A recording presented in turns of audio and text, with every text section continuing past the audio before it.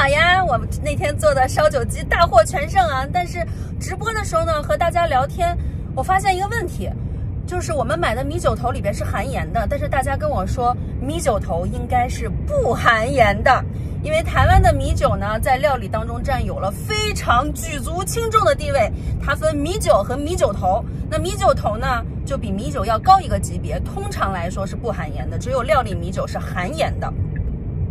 我就感到非常的疑惑，难道我在华人超市买的米酒头是假的吗？而且有人说那个米酒头应该是30多度。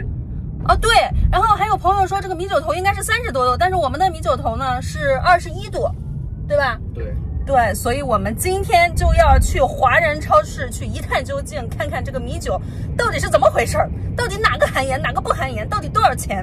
因为我们上次买米酒的时候呢，发现一个问题，就是它在喝酒的那个区域，就卖饮用酒的区域的米酒和在卖料酒的区域的米酒标是一样的，但是价格却差了1倍。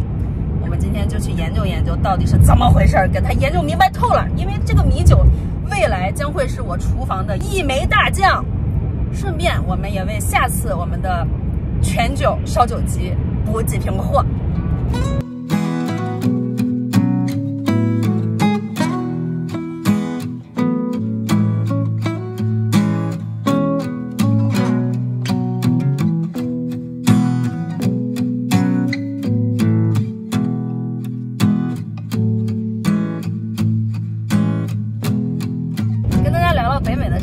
超市吧，我觉得名字都取得极土，要不然就是顺发，要不然就是99大华，要不然就是168，这不就是要发嘛，要顺发嘛。然后要不然咱们上次在温华区的大统华，这名儿怎么都这么土啊？为什么都取这么土的名儿啊？是不是？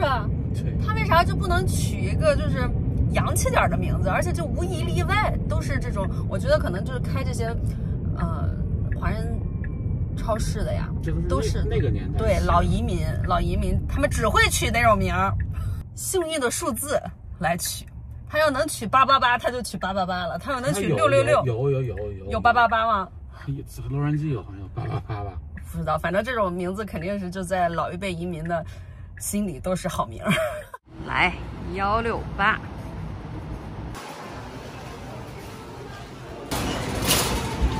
这个区域啊是卖酒的，就喝的酒的。你看这又是红酒啊，米酒，所以这个应该是可以喝的吧？还有米酒头，米酒。这个米酒要7块19，我看看啊，19.5%的酒精浓度，看看有没有盐啊？这个喝的应该没有盐，它放在喝的酒这儿应该没有盐吧？看看 ingredients， 它也没写。这个是7块19，最便宜的喝的领域。这个是11块99，这一款米酒头，哦，这个是35%的，这个米酒头就变成了35%的酒精浓度啊。这个是全酒荣企业，这个也是全酒荣企业，酒香台湾米酒头，这个酒精浓度一下就高上来了。台湾红标米酒9块99，就是这个，就是它就是一样的，跟那边那个福禄寿，这个是19.5红标米酒，这才是真正的台湾米酒。所以这个是放在这4款是放在喝的这儿，9块99。这个呢，米酒头，哦，这个是公卖局，这个写着公卖局，看，这个真的是写着公卖局，这个最贵哦，多少钱？13块99，这个13块99。安公卖局米酒头，美国大文行酒业有限公司，看看这个也是35%的酒精浓度。所以我知道了，在卖喝的酒的这个 section 卖的所有的，不管是米酒还是米酒头，它都是不含盐的，因为它是可以喝的。真的会有人喝这个酒吗？它既然放在这儿，就是应该是有人喝哈。哦，这边还有一个米酒，这边还有个台湾米酒，也是公卖局，这个也贵，12.99块。这个酒精浓度低，19.5。这两个是同一个，公司，那3个是同一个公司，反正价格呢是从7.19块到13.99块不等，就是非常的贵。但是这2个款是公卖局的，有公卖局的标，其他这3款是没有公卖局的标的。有没有盐呢？这几款都没有盐，其他就不是了，其他就什么喝的其他的酒，就是还有花雕酒啊什么的。你打算买2瓶这个试试吗？你要买35度试试吗？试试啊。咱们可以买两种，公卖局的买1种，然后这个的买1种，你觉得怎么样？这是多少度的？这个是35%的。你看啊，米酒头都是35%。对，2个米酒头，一个11.99块，一个13.99块。那你都是35%，不是要买公卖局的吗？对呀，这个是公卖局的。对啊，那你普通就不要了。普通不要，普通就是我们要公卖局。普通就是让他知道个新词儿了，这是你知道，我们原来都不知道公卖局是啥。好，买一个这个13.99块，最贵的米酒头，13.99美元啊，朋友们啊！为了完美复刻台湾本地人做的无盐米酒全酒烧酒鸡，我们决定买公卖局的米酒头和米酒，这个一个是13.99，一个是12.99。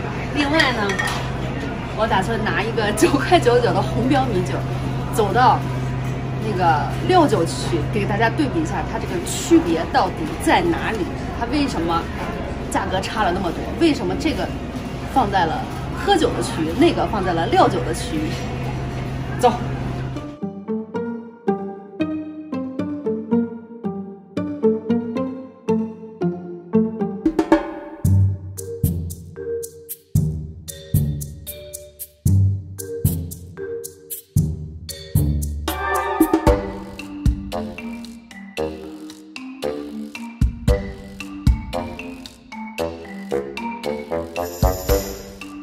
一个个看一下这一排的料理米酒是不是都是含盐的哦。第一款5.99块，21%，这个就是米酒头，是我们用来做烧酒鸡的，这个就是含盐1.5%，特级料理米酒头，我用的就是这个。然后这个呢正在打折，3.49块，烹调用的，19.5%。烹调用，哦，这个是不一样的牌子了，百合牌。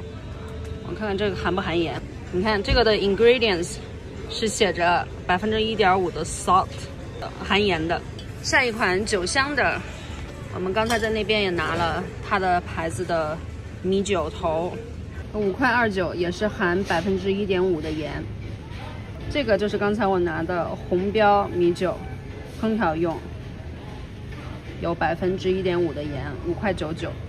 这一款呢是公卖局的，我们在那边拿的是12.99块，然后这边是8.69块，它也是含盐的，1.5%的盐。这个呢是我们刚才拿的那个12.99块的，和这个对比下来，标都是一模一样的，唯一区别呢就是这个不含盐。这个是含盐的，而且酒精浓度是一模一样，都是19.5，这个是19.5，这个也是19.5。这一般人来可真分不清哪个是哪个。我们之前来的时候就不知道有含盐不含盐的这个区别的时候，我们还觉得我靠，让我们发现 bug 了。同样的酒，在不同的区域卖，便宜了将近1倍的价格，1半的价格。原来他们的区别就是含盐和不含盐。台湾人很多传统做这个烧酒鸡就是用不含盐的米酒，然后要不然就不再加盐了，要不然就自行调味啊。所以这一排便宜的全部都是含盐的。然后唯一的区别是什么？那边的米酒头有35%酒精浓度的，这边没有那么高的，这边最高的就是这个21%。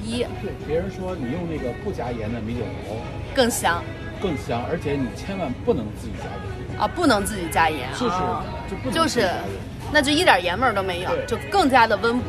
其实我们上次用的这2瓶，米酒头都是加盐的嘛，煮到最后是有一点咸的。一开始是很香，但是越煮越浓，越煮越浓就有点咸。我们下次可以尝试2种，一种是用1瓶有盐的，用1瓶没盐的搭配着用，这个味道应该是刚刚好的。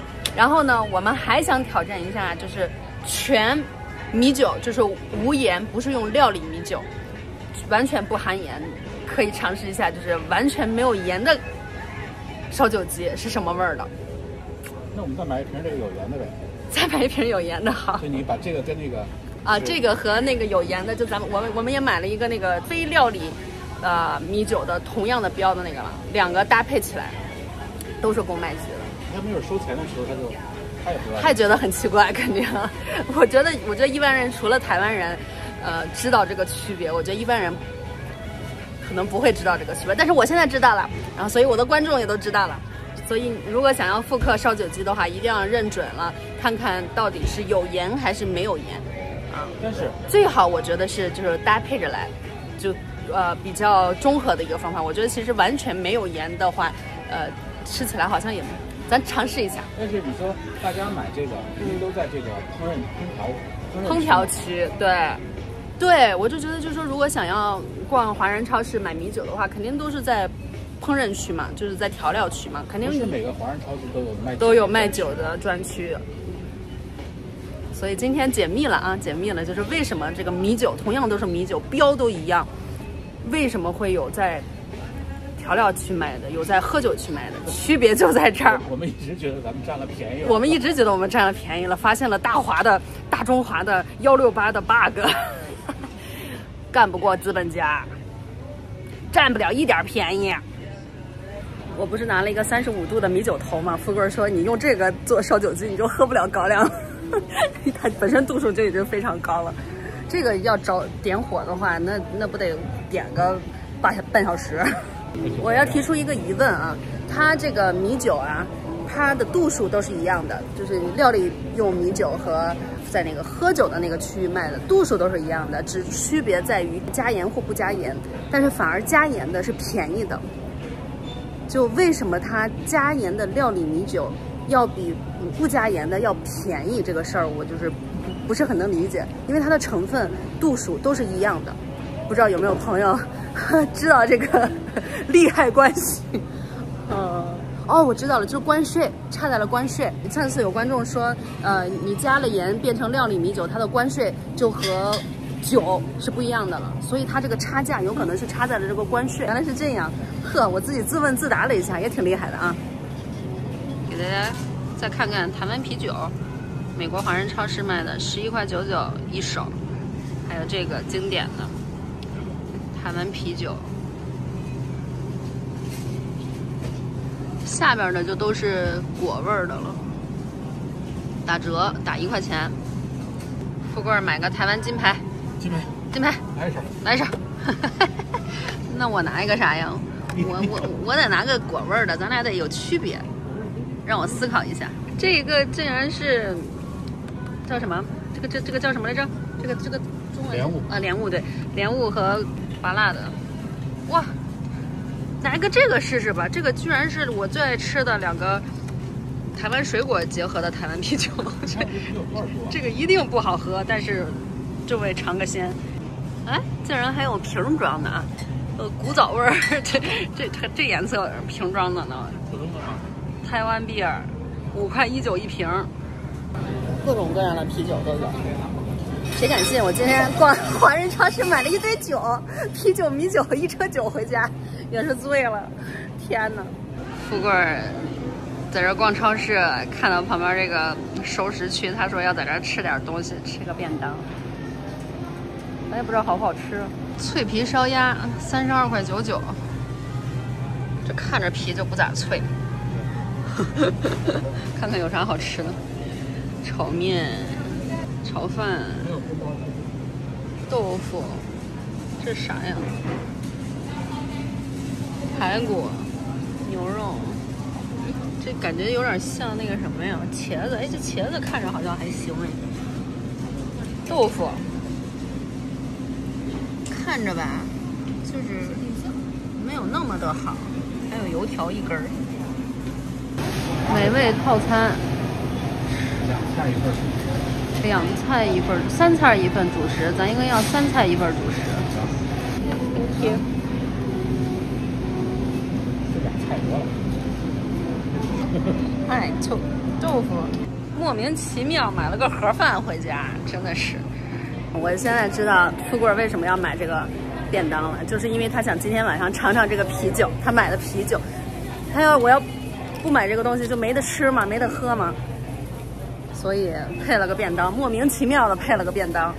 他这个卖便当的这个地方呀，还可以在旁边那儿吃，他有桌子什么的。但是富贵为了拿回家喝他新买的啤酒，除了酒还有菜，我还买了一大包辣椒。哦，这玩起来超级辣。哦，富贵，我采访采访你，有老婆在有家在，你为什么还要买个盒饭回家？他晚上不做饭了吗？本来今天晚上也没打算吃饭。对呀，本来晚上也没打算吃饭。你要想配那个酒的话，你完全可以，我随便给你整整，都有可能比这个便当好吃。尝尝嘛，尝尝好吧。这就是在华人超市加上税14.08块的便当。便当不是重点啊，这2个是重点。尝一下富贵儿，富贵儿就是为了这俩酒才买的便当。台湾金牌啊。还不错啊，这有那么淡的，你们觉得？挺淡的。来，再我尝尝我最喜欢的2个水果啊，芭乐和莲雾的啤酒，在地芭乐莲雾，台湾产，就是果汁儿，完全就是果汁儿，没有啤酒，没有啤酒味儿。行，当果汁儿喝也行，当果汁儿喝。然后也尝不出莲雾味儿来，也尝不出芭乐味儿来，但是喝着就开心。怎么着吧？来尝尝我们的便当。这茄子那么大块儿。那好像还行，做的还可以。是不是？茄子还行。这鸡肉也行，我刚才就吃了块鸡肉，这鸡肉也不错。我尝尝这炒面。吃便当就得配啤酒。炒面一般，但是还可以，还可以了。鸡肉一般。鸡肉一般。这个便当啊，口味呢比我们想象的有好一点儿，因为我本来看它这个面相就觉得不太好吃的样子，但是呢，说句实话，就是让我是肯定不会再买了。它这个便当和人家那个温哥华大统华里边那个便当差远了。那个我们后来去了一个在列治文，好像是大统华的旗舰店吧，巨大，然后中间有一大块熟食，它是你自己盛。对，那还是按重量算。按重量算，这个是按份儿算，一份12.99块，加上税是14.08块。你这个份儿，你说有的人盛的多，有的人盛的少嘛。但是你那个，我觉得大统华的那个熟食区，我就觉得很合理，就你饭量小，你就吃少点，你就盛少点。它是按称重算的，我喜欢吃这个菜，而且它品类也多，我就多盛点。我不喜欢吃这个菜，我少盛点。我跟你说啊，这几个东西啊，除了茄子凑合吃，那3个都不怎么样。不怎么样，不是还可以，就是我认为就是，就还不如我自己在家随便搞点，非常不怎么样。随便搞点，我们也可以配着酒喝。没关系，总要吃一次。这是我们第一次在这个华人超市买这个便当，总要尝一下嘛。以后不买了。然后说到了大统华，我们刚才就在讨论说，加拿大的台湾华人是怎么买这个没有加盐的酒呢？因为在加拿大很多超市是不让卖酒的，他只能买的加盐的料理酒，他买不到，他没有那个专门卖酒的区域，他们怎么能买到这个不加盐的米酒头和米酒呢？对，这是不是就是你非料理用的？你知道他这个卖酒，你是要有酒牌的。就是超市，你在美国，你超市是有酒牌，你才可以买酒。你没有酒牌，你是不能卖酒的。对，但是在美国买酒就很方便嘛，你什么 7-Eleven 你哪都能买酒，但是加拿大不一样，加拿大你只有 liquor store 你能买酒，你很多的这些超市啊，连 Costco 都不能买酒。那你说台湾，但是他也没有那个时候能卖米酒的呀。对啊，就是啊。所以就是说，在加拿大的台湾华人，他们到底是从哪里能买到这个不加盐的米酒？超市也买不到，你 liquor store 加拿大本地的也不可能给你来个红标米酒啊、米酒头啊，对不对？那可能是不是有那种华人的？华人专门卖酒的吗？哇，我也不知道，那就太小众了，就太不方便了。但我觉得今天真的长学问了，真长学问，真是没想到，就是米酒这个事儿，从咱们第一天开始用米酒，就是都是去那个料酒区买。对，咱们还说呢，说哎，你看长得都一样，怎么在这儿买就4块钱，在这儿买就10块钱？你这好奇怪呀，你说是不是？对，你刚才说呢，谁那么傻？非跑那儿拿一瓶10块钱的？是咱俩傻了。对，所以也就是说明我买的那个加盐的米酒头也不是假的，人家就是料理用的。对，所以在台湾其实是没有分成2坨卖，估计是。因为你不细看那个字儿，你就看那个根本看不清，一模一样。你标都是一模一样的。对，就只是加点盐不加盐的区别。但是公卖局这事儿，公卖局这个事儿，我们真学会了这个词儿。今天买都是公卖局的，都公卖局的，就感觉就是有背景了。你知道公卖局是怎么回事吗？我不知道。它就像一个，就比如烟酒专卖局，就是等于是一个官方认可的一个机关，对，一个公单位属于那种的。就公卖局的东西就一定是真的，不会是假的。今天华人超市米酒之旅圆满结束啊！真的，这个米酒知识，我觉得咱们这次直播太有用了，太有用了。所以我就说，真的，就是你要当小烹调博主的好处，就是能学到很多东西。你就算咱们做的好吃，如果咱们没有这次直播，你还是不知道有这么多区别。